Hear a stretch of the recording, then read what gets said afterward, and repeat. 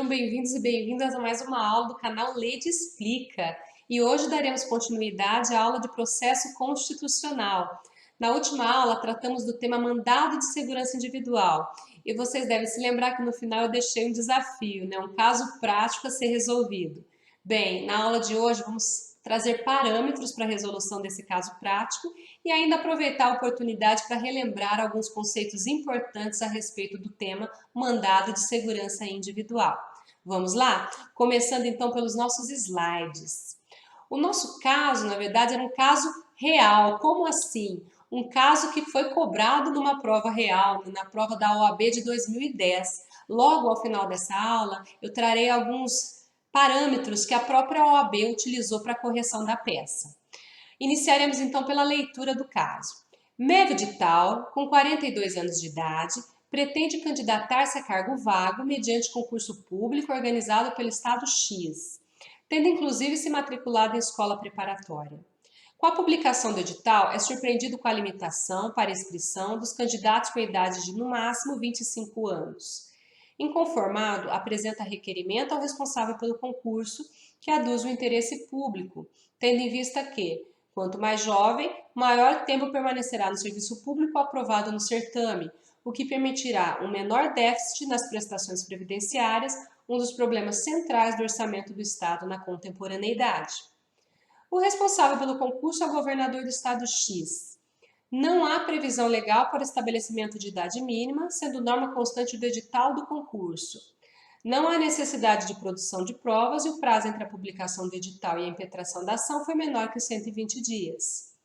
Na qualidade de advogado contratado por Meve, redigir a peça cabível ao tema, observando: A. Competência do juízo. B. Legitimidade ativa e passiva.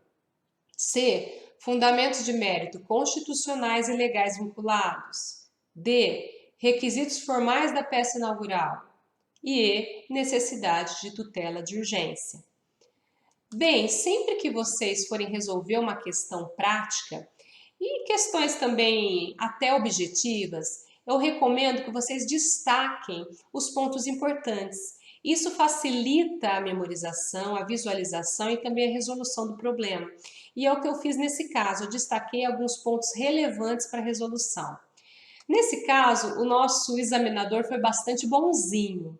Ele trouxe várias dicas quentes a respeito da resposta do caso e trouxe inclusive aqui uma sequência, um caminho que deveria ser seguido, os parâmetros que ele utilizaria para pontuação. Então ele foi muito bonzinho. Lembrando que, no caso prático, você tem toda a gama de ações à sua disposição, então você tem que escolher qual é a ação cabível naquele determinado caso. No nosso problema, como estávamos estudando já mandado de segurança, ficou fácil, foi apenas uma continuidade da aula, mas na situação real você teria que definir que seria o mandado de segurança. A primeira dica importante que o examinador trouxe é a própria utilização da terminologia impetração, que já indica que é o remédio constitucional. Outro ponto relevante, peça inaugural, ou seja, uma petição inicial, o que se deduz do próprio contexto do problema, já que não temos uma ação em andamento. Outro elemento importante, não há necessidade de produção de provas e o prazo menor que 120 dias. Aí já piscou que é mandado de segurança, Lembrando que mandado de segurança, ele não permite a dilação probatória, por isso até está ressalvado aqui que não há necessidade de produção de provas, e o prazo é de 120 dias a contar da ciência do ato. Logo, temos aí um caso de mandado de segurança individual. Eu gostaria de fazer uma pequena ressalva. Nesse caso, tivemos uma pequena divergência na OAB. A OAB acabou aceitando duas formas de resposta. Aceitou o mandado de segurança individual, que era justamente o objetivo desde o início, mas acabou admitindo também, como correta, a peça da ação ordinária. Então, ele atribuiu pontuação também para aqueles que fizeram a ação ordinária. Ele foi um caso excepcional que a própria OAB admitiu duas possibilidades. Mas, a princípio, o que ela queria mesmo era o mandado de segurança. Depois que ela olhou e viu, opa, que cabe a ação ordinária também, e acabou admitindo. Continuando, então, aqui, eu gostaria de iniciar falando aí da regra dos 5 passos, né? Na última aula eu falei também um pouquinho disso, na aula que tratamos aí sobre o habeas corpus. A Flávia Martins, ela traz 5 passos para a elaboração de uma peça prática. O passo 1 seria o resumo do caso, o passo 2, a legitimidade ativa, o passo 3, a legitimidade passiva, o passo 4, a escolha da ação e o passo 5, o órgão competente. A partir desses passos eu consigo aí já estruturar a minha peça prática. Lembrando que você já não começa a escrever de uma vez, você primeiro estrutura, faz um rascunho dos principais elementos e depois começa a escrita. Antes de passar para a resolução propriamente dita, eu gostaria de fazer algumas considerações iniciais a respeito do mandado de segurança individual, aproveitando aí para relembrar o que tratamos na última aula.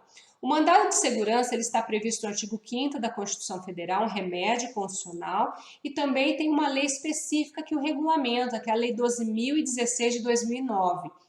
O mandado de segurança ele serve para proteger direito líquido e certo, não amparado por habeas corpus ou habeas data, quando o responsável pela ilegalidade ou abuso de poder for autoridade pública ou agente de pessoa jurídica no exercício de atribuições do poder público.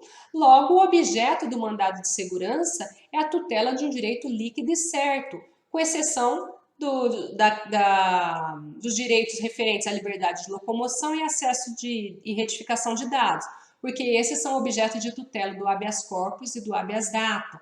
Lembrando que o mandado de segurança ele é residual, ou seja, ele somente é cabível quando não é caso de nenhum dos demais remédios constitucionais, quando não tem outro meio judicial para tutela daquele direito.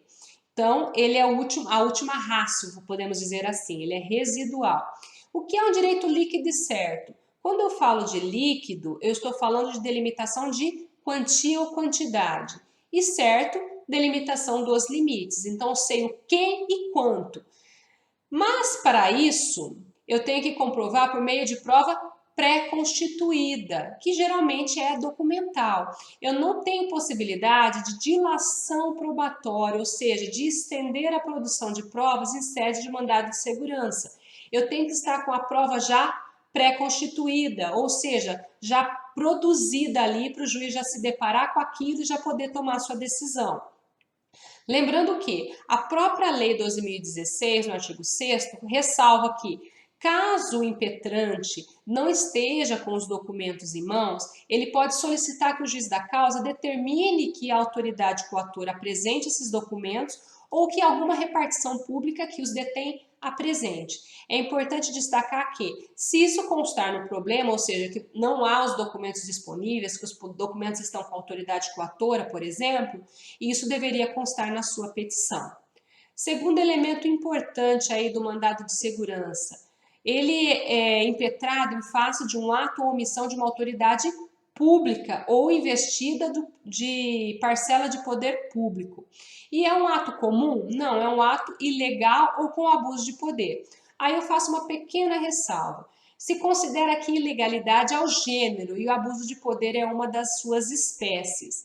Porque quando eu falo de abuso de poder, que é um conceito do direito administrativo, eu posso falar de um agente público que pratica um ato desviando da finalidade para a qual ele foi criado, ou um ato com excesso de poder, ou seja, extrapolando o poder que lhe foi conferido.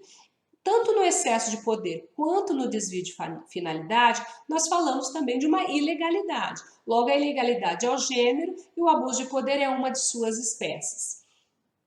Lembrando que não é possível utilizar mandado de segurança para questionar lei em tese. É o que dispõe a súmula 266 do STF. Então, se a lei ela contraria o ordenamento jurídico, é inconstitucional ou tem algum vício que a contamine, eu tenho os instrumentos próprios, não é caso de mandado de segurança, que é residual. Mandado de segurança também tem prazo, é um prazo decadencial, perdeu o prazo, acabou, é um prazo fatal. Prazo de 120 dias a contar da ciência do ato, tá?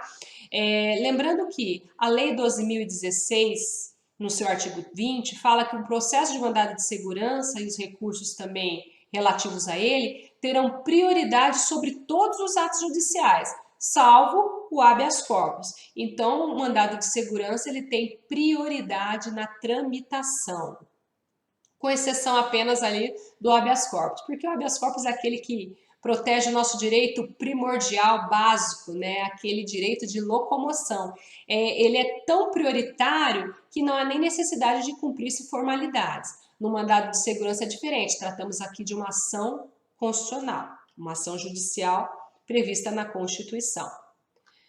Mais uma questão importante, o mandado de segurança exige a intervenção do Ministério Público. O Ministério Público deve intervir obrigatoriamente. É o que dispõe o artigo 12 da Lei 2016. O mandado de segurança também admite tutela de urgência, também chamada vulgarmente como liminares. É possível a concessão de uma medida cautelar na forma do artigo 7º da Lei 2016, quando houver fumaça do bom direito e probabilidade daquele direito. Então, fumus boni iuris e periculum in mora, que também são os requisitos do artigo 300 do CPC. Legitimidade. Quem pode estar no polo ativo e no polo passivo? Impetrante e impetrado. No polo ativo é o titular do direito líquido e certo. E no polo passivo é a autoridade coatora ou quem lhe faça as vezes, né? Aquele que pratica o ato que é o ato impugnado.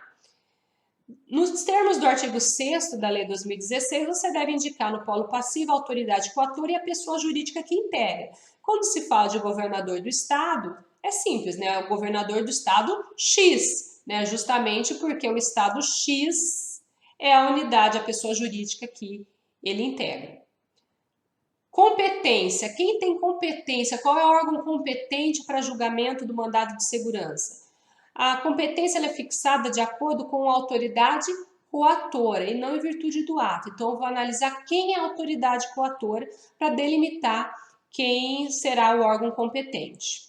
Bem, esses são aí os elementos essenciais do mandado de segurança. Partiremos agora, então, para a resolução do caso prático com as delimitações dos parâmetros que são necessários. Vamos lá, segunda parte.